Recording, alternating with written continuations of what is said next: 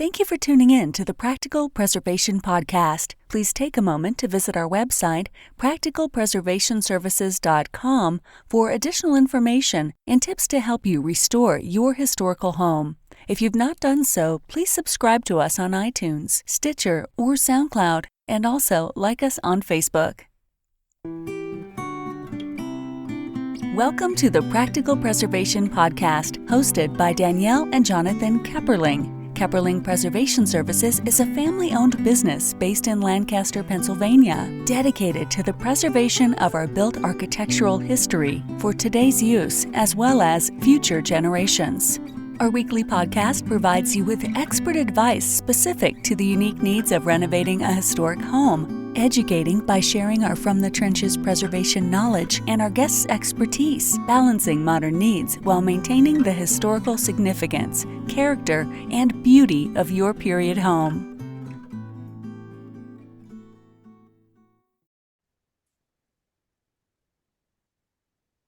Today on the Practical Preservation Podcast, we have Woody Woodworth, owner and CEO of the Brick Painters, with us today. Thank you for joining me, Woody. The pleasure's mine. Thank you for having me. Yeah. So tell me a little bit about your background.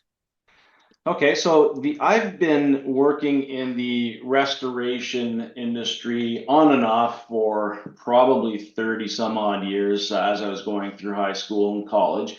And I was working alongside my cousin, who is now a business partner of mine, who essentially pioneered the paint on paint full finish restoration industry. So he was a luminary of it. He started it all.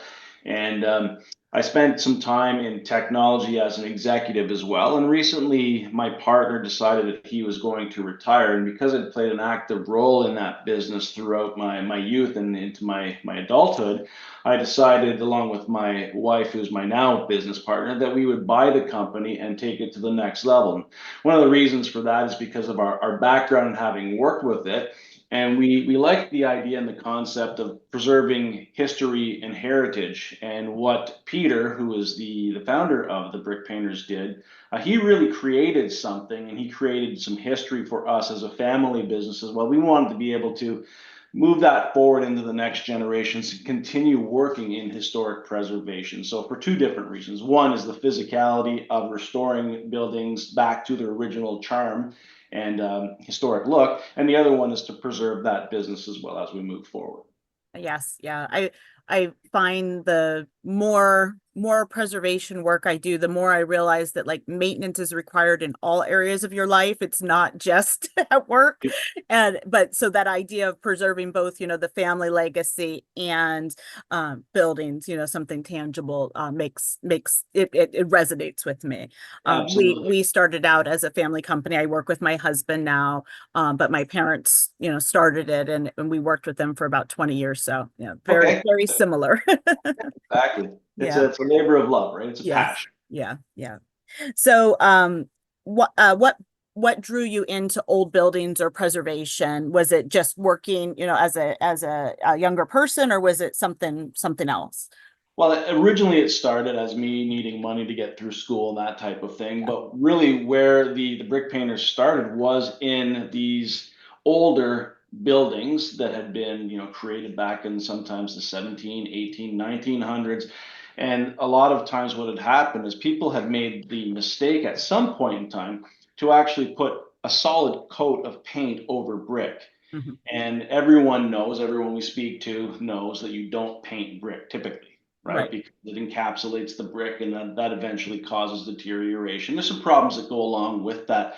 But the reason that we got into it is looking at restoring that mistake that was made at some point in time, and really try to bring back that authentic historic look, the way that it was originally architected to be, along with all the accent works, the true to form color of the brick facade as well, to bring all of that back with our faux finish. And that's really, we've got some tremendous portfolio of work that we can highlight some before and after shots in terms of what it looked like painted, what it looked like in some cases well before it was painted, so back in the day, if you want to call it that, Right. and what it looks like today as well. So what we really do is we go back in time, we triage the building, the facade, how it should have looked, how it probably did look, and we fast forward that in today's present day to really bring back that charm the way it should look. Yeah, that really makes sense to me. And you mentioned, and it was something that I thought about when I was prepping for the podcast.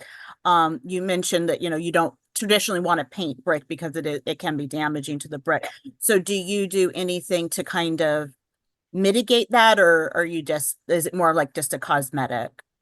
Well, so it is cosmetic. I mean, Hmm. that's first and foremost, is to bring back that historic Hmm. look, Hmm. charm, and so forth of the brickwork that it once was. And there's so many tentacles to why people want to do that, whether it's for a residential property, a storefront, or a historic site like a town hall, as an example.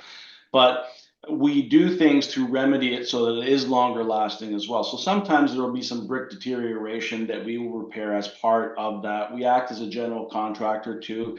So if there is some masonry work that is required, we can actually make sure that from a structural perspective, it's sound. And if there are bricks that, I mean, over time, over the last 100 and some odd years, some bricks do naturally begin to deteriorate as Right. well. So we can fix those and make it look, sound, and then we apply our full finish on top of that as well. Okay. So beyond just the brickwork itself, I mentioned that we do general contracting. Mhm. So we would address the entire building in the capacity of a general contractor too. So we have some examples where we've done trim work. We've actually done a lot of the other painting that goes along with that to Mhm. make sure that the facade itself isn't just focused on the brick. I mean, that's the backdrop. That's really what we want to bring out. That's our specialty.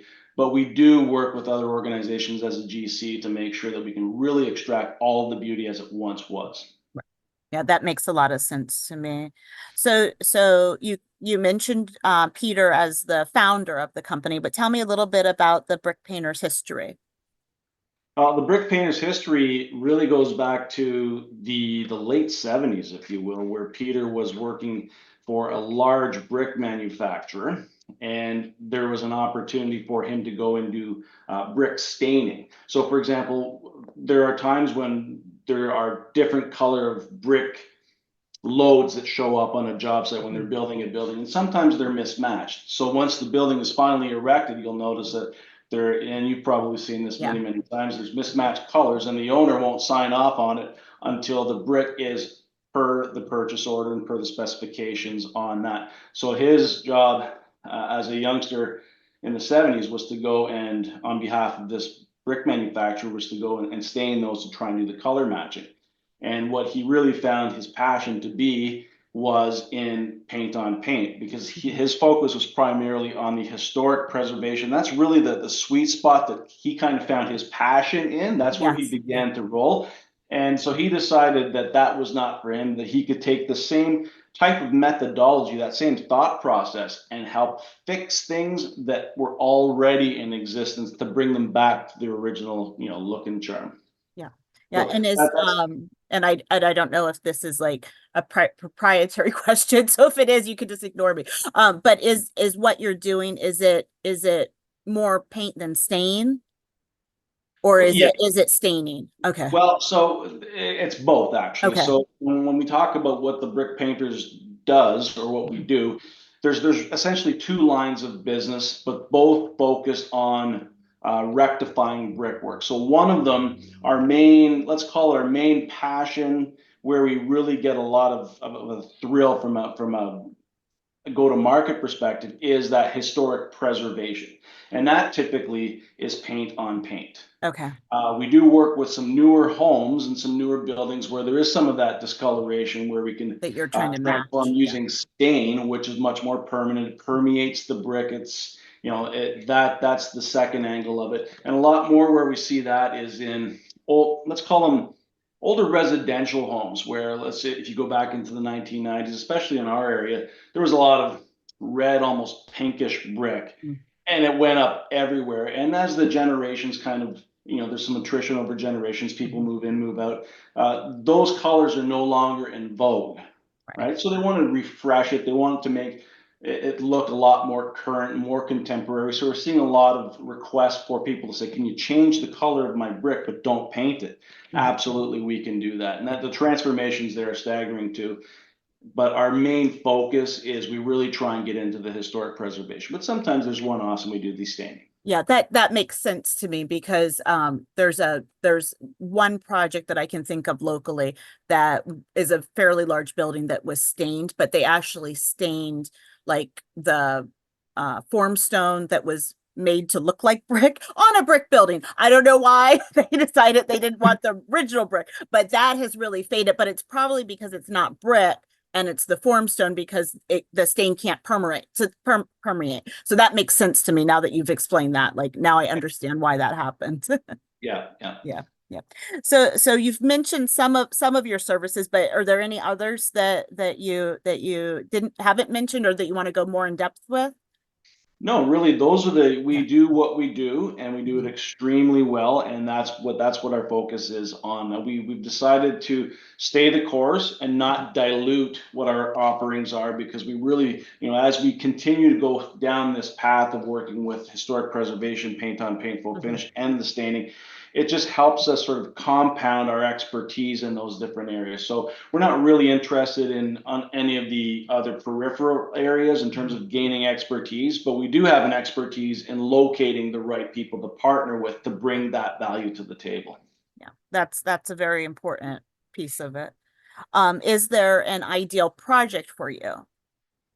Certainly, there are a few ideal projects. To put in perspective, our number one ideal project would be the historic preservation of already painted buildings. That's our sweet spot. That's really where our passion lies. But within that, the ideal would be basically threefold. So we've got storefronts. So pick Main Street anywhere. If you walk down a Main Street, you'll see, and you probably may not have noticed this up until now, but next time you walk down a Main Street, you'll see that almost every other older building has been painted and it's painted brick. Yeah. So restoring those storefronts on Main Street, that's a big plus for us because it's got a number of different, beyond just the aesthetics, it's got a few tentacles in terms of benefits to the community, to the store owners, to the landlords, to the tax base, to the local government, all of these things. So it drives more foot traffic, commands higher rents, better valuations, those type of things. So storefronts is a big one for us in terms of a sweet spot. Also older residential homes as well. So we're working on a home, or we just finished one actually this summer that was built in around 1892 in a university neighborhood where a lot of our federal politicians actually founded neighborhoods and built around. It was horse and buggy at the time. And we restored that to the way that it would have look back in 1892 when it was originally erected. And I've got some pictures of that I can show you as well. So older residential homes that are marked as heritage, conservation, preservation. We work a lot with that. And then the biggest project that we're working on this summer is a town hall. Okay. It was built in 1856. It had gone through a number of different iterations. And at some point in time, I guess the township decided that they were going to paint it. A beautiful old building, and they painted it solid white.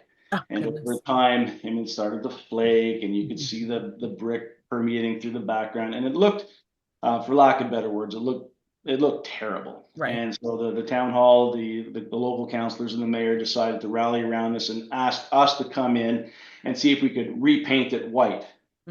Which is not what we do. We will not repaint to the solid color. Right. But what we did do is we provided a sample panel on one of their walls, a small, maybe 4 foot by 4 foot sample panel of our full finish application.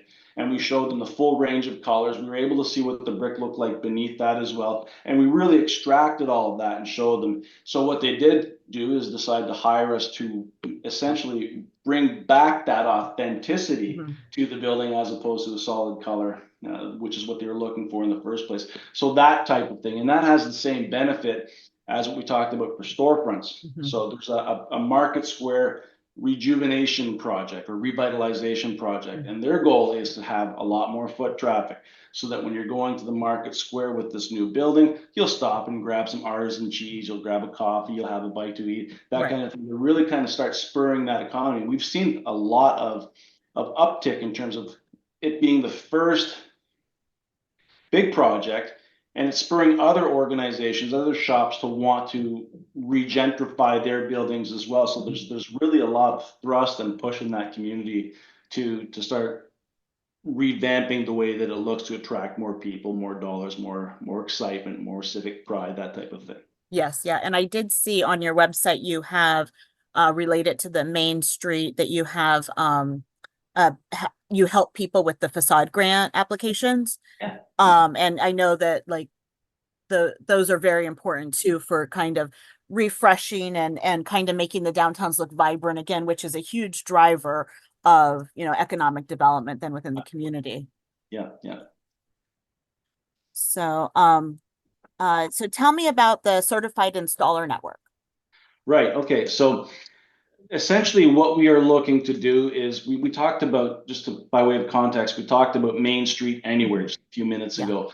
Our challenge in the marketplace is we've got more demand than we've got capacity at this point in time, because every other brick building in downtown Anywhere is painted, and the owners have one question on their minds typically, is what do I do with my painted brick? Mhm. That it's a ubiquitous kind of universal challenge. If you've got a painted brick building, you're asking yourself that question. If you haven't yet, you will be, Right. guaranteed. So, but we don't have the bandwidth to address every little nook and cranny, and every little nook and cranny does have opportunity to help, make these communities much more vibrant. So the Right. certified installer program is really an opportunity for us to train some interested parties, so some entrepreneurs, people with painting skills, people with contracting skills, people who have the same passion as we do for historic preservation. And we would actually train them to be able to do and replicate our methodology in their marketplaces to actually bring that to place. So that's the high level thumbnail sketch of what the certified installer program looks like. Well, that sounds very interesting because I think that's a lot of small businesses do hit that more demand than capacity, and you need to figure out how you can do that. And you don't necessarily want, a ton of employees. So you want to figure out how you can still, deliver a good product, but also, not have to, manage people. That's sometimes a challenge. That's exactly it. But we do train them in terms of how to apply this full finish. There's Yeah. a quality assurance standard that we have in place. We can do it on site at one of our locations, or if there's an opportunity that exists for them to restore a building in their main street, wherever it is that they happen to be, we can have one of our experts go on site and train them Mhm. on a project that they have, and now they would be equipped to be able to replicate this moving forward. And typically what happens, I mean, here's the play for the certified installers, is if you're working on a main street, as an example, and you're reviving a pharmacy or any kind of storefront, typically what happens is the neighbors and the neighbor down the road and the one across the street, they watch this take place. And sometimes there's a lineup of people that say, what can you do it to my building next? Right. But for us, typically we know we have to be, whatever, 5 hours down the highway to the next job. But if there's someone that's local, the answer is absolutely yes. And there's enough of a marketplace in most regions to justify a certified installer crew to be able to service the demand that's coming from that. So one lead, one prospect, one job closed and delivered typically leads to a lot more business for these certified installers. Yeah, very. Yeah, I agree. And that, yeah, especially working in like a high traffic area, people stop and talk to you. All the time, yeah. Sometimes it's difficult to actually get the work done because we have to come down off ladders and answer questions, which we're happy to do, and explain to them what it is that we do. A lot of times when we're almost done the project, they'll come up to us and they'll say, so what did you do here? Did you blast it? Oh, you must have chemically stripped it, or anything but that's paint, right? And so our tagline is, you won't believe your eyes. And a lot of times, and I've got some video testimonials that ask people, what would you say if I told you that what we're standing behind is a painted brick? And I don't believe you. Yeah, no, that I just in the pictures behind you, I can see that even the side that has been restored looks like it has variations to the brick. It doesn't look like just a solid one color kind of thing. Exactly. We Yeah, really apply several different colors to each individual brick to bring out that full range because no two bricks are right. identical. So we bring that out, and I mean if you were looking at it really really close, I mean within 5-6 inches, you could probably tell if you're looking for it. Yeah, But as a walk by, drive by, or ringing a doorbell, you would never be able to tell the difference because there's such a wide range of colors in every single brick. It's natural. yeah. That's very, very um that makes it more, I think, appealing than just paint. So I think that's great. Um, do you have any interesting or prominent projects that you'd like to share with us? Yeah, sure. Let's see if I can share my screen with you. Okay. Hopefully this will work, and if it doesn't, then I'll just talk to them and Oh, maybe see there. let me see if I can let you share. There you go. Okay, please bear with me. I'll just have a quick look here.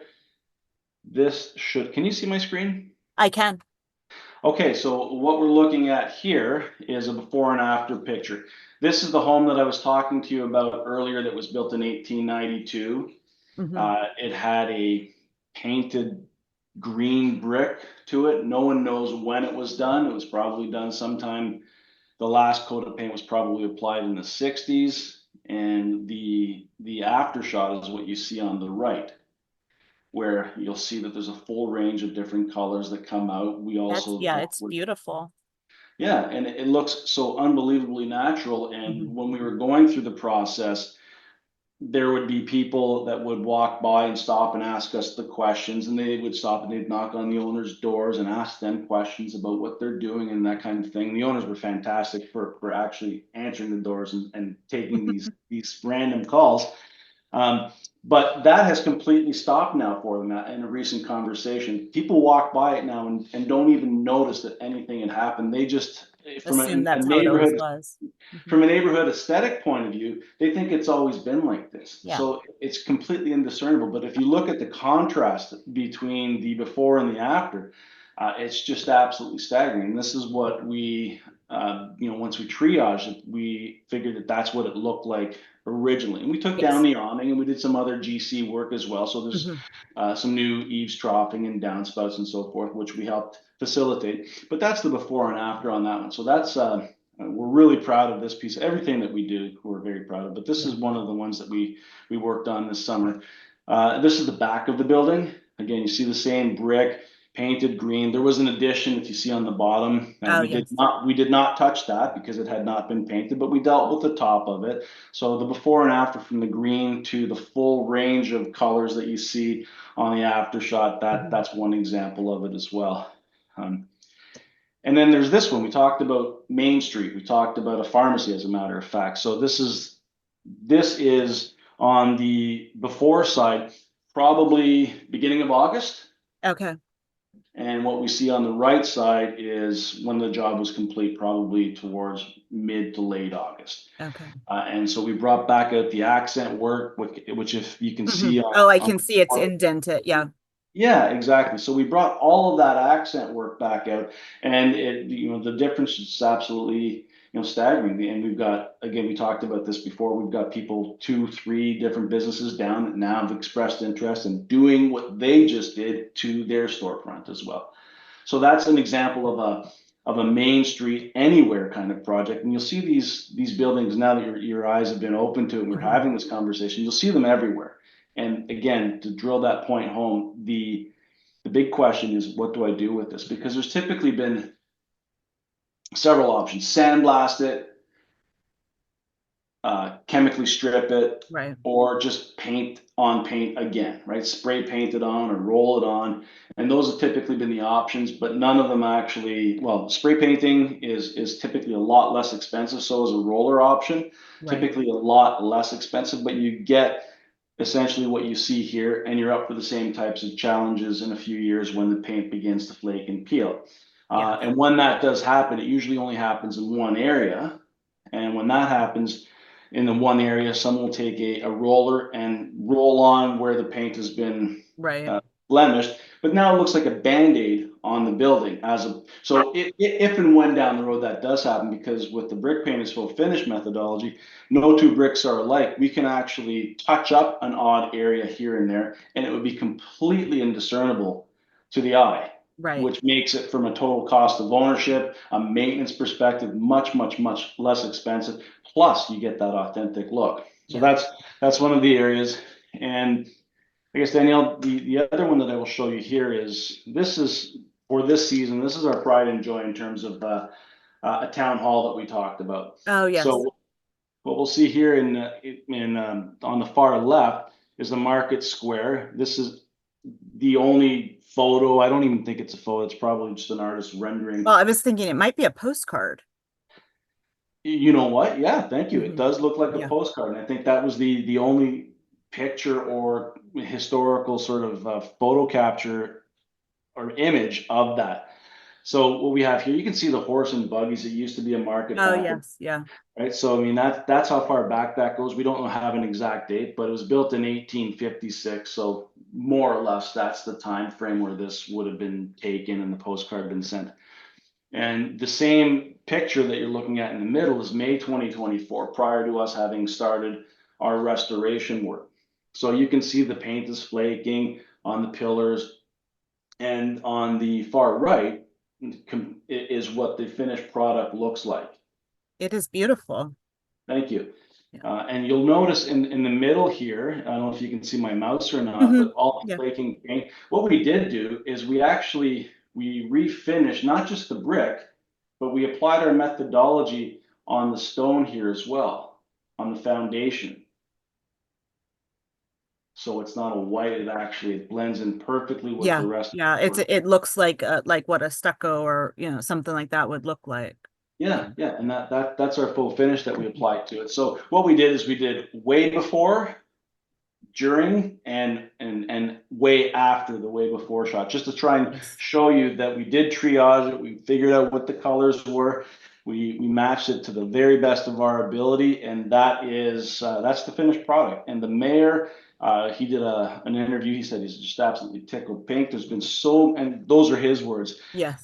They've been getting a lot of phone calls. There's been a lot of buzz. So since we began doing that work, there have been other projects starting where we see booms coming up, people looking to sort of regentrify. It's bringing a lot of attention, a lot of tourism, a lot of tax dollars, a lot of really good buzz and vibrancy to the community too. So those are the three that I would highlight in terms of meaningful projects that we've done this year. Very good. I'll have we'll snippet this section and put it online too, so that people can see the pictures. Yeah.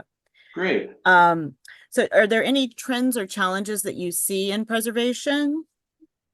Well, so I think the biggest challenge in preservation right now is painted brick, and it's a challenge that I would say was not so much a challenge for the brick painters ourselves, but a challenge for people that have painted brick buildings. Right. Is they only typically think that there are those 2 or 3 options, right? So blasting education is education. Yeah. So blasting is very expensive, first and foremost. It can be very destructive to the old brick as well. So once you're done blasting it, you could have a large bill to have your masons come in and do a lot of repointing for it. If you roll it on, that's typically been your option as well, but not knowing that you can actually, for a small fraction of the cost, make your building look the way that it originally did, which is what we're demonstrating here on this screen. That's the biggest challenge, is to get the word out to people that you do have an option. It's a viable option. It's a long-lasting option. It's a lot less expensive than those other ones. And I guess one of the challenges with blasting, as an example, beyond just the repointing, the mortar, and the brickwork that you would need to do because of the destructive nature of it, it's the $1 million question is, well, why was it painted in the first place? Right. There's usually a reason that they covered it up. Right. So once you go through all of that work, there's the jack in the box, if you want to call it that. Oh, geez, now I know why someone painted this. we went through all the trouble of stripping it, blasting it, and we see that it's completely mismatched. There's like flaws aesthetically that we just can't deal with. Now we understand. So that's the surprise that you sometimes get, and it's a Right. very, very expensive and unpleasant surprise. But for us, that does not matter. It's irrelevant. It's immaterial because we just apply our full finish on top of it to look the way that it should have ultimately looked at the beginning of it. Yes. Yeah. Yeah. Very good. Is there anything that you would like to promote to our listeners? Yeah, I guess there's two things. We have the certified installer network. That's of significant interest to us, as per our earlier conversation. We'd really like to encourage people to come online, go to our website at thebrickpainters.com and look up the certified installer. And if it tickles your funny bone, if there's an interest and you think that there's enough of a market in your area, to reach out to us and contact us, because we do want to be able to help preservation across many, many different regions to address the demand that we're currently experiencing. And the other thing I would say is we have a visualization tool. It's AI driven, that's on our website as well. So you can upload your pictures of the building, and we can actually do a visualization of what it would look like if we restored it with natural brick to bring it out with all the accent work and so forth as well. So the certified installer network would be one. Our visualization tool would be the other. But I guess the last thing is, if there are any questions, I would encourage anyone to reach out to us at contact@thebrickpainters.com. And that's available on our website. We have a contact form as well. Okay, very good. And I will have all of those on our site where the podcast lives, so that if people are interested and they, are driving or whatever, they can go to our site, get the information, and then reach out to you. That would be perfect. Okay, very good. Is there anything else that you wanted to share that you didn't get to before we wrap up? No, I think that pretty much summarizes what we were looking to accomplish. I mean, there are a lot of options that are available in the marketplace. Ours is the least known, probably the least expensive in terms of what you get as an end result. Yeah, I mean, I would thank you for your time as well. I think this is a fantastic opportunity for us to get the word out, and working with you, Danielle, is going to help us do that. And we hope that we can be of assistance to your listenership as well. Yeah, I hope so too. Thank you so much for your time this morning. The pleasure is all mine, Danielle. Thank you. Thank you. Thanks for listening to the Practical Preservation Podcast. The resources discussed during this episode are on our website at practicalpreservationservices.com/podcast. If you received value from this episode and know someone else that will get value from it as well, please share it with them. Join us next week for another episode of the Practical Preservation Podcast. For more information on restoring your historic home, visit practicalpreservationservices.com.